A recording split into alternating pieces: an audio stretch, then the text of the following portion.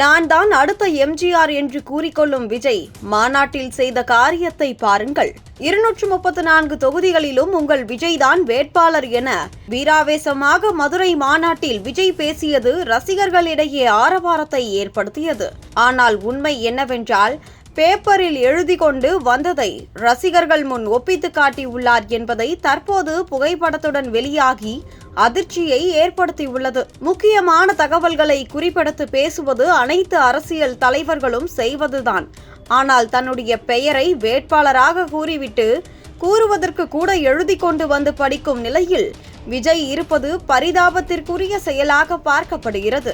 இந்த நிலையில் தான் அடுத்த எம்ஜிஆர் என தொடர்ச்சியாக விஜய் காட்டிக்கொள்வது வேடிக்கையாகவும் உள்ளது. ஏற்கனவே மதுரை மாநாட்டில் ரசிகர்கள் செய்த ரகளை ஒரு பக்கம், மக்கள் மத்தியில் தமிழக வெற்றி கழகத்தின் பெயரை கெடுத்த நிலையில் தற்பொழுது விஜய் பேசியதற்கு பின்னால் இப்படி எழுதி கொடுக்கப்பட்ட ஸ்கிரிப்ட் இருந்தது என்பது மக்களின் மனதில் விஜய் வெறும் நடிகர்தான் என்பதை மேலும் ஒருமுறை உறுதிப்படுத்திவிட்டது. சினிமாவில் தான் பார்த்த வேலையை அதே பாணியில் அப்படியே அரசியலிலும் கடைபிடிக்கிறார் விஜய்.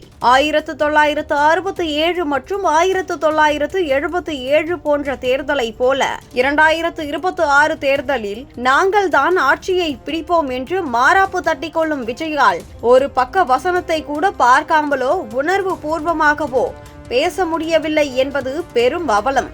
இந்த நிலையில் இவர் அதிமுக போன்ற கட்சிகளை கேலி செய்வதும் நகைச்சுவையாகவே உள்ளது. பேப்பரை பார்த்து படிப்பது கூட தவறில்லை என்று வைத்துக் கொண்டாலும் அப்படி பேசியதில் கூட எந்த ஒரு மக்கள் பிரச்சனையையும் குறித்து அவர் பேசவில்லை.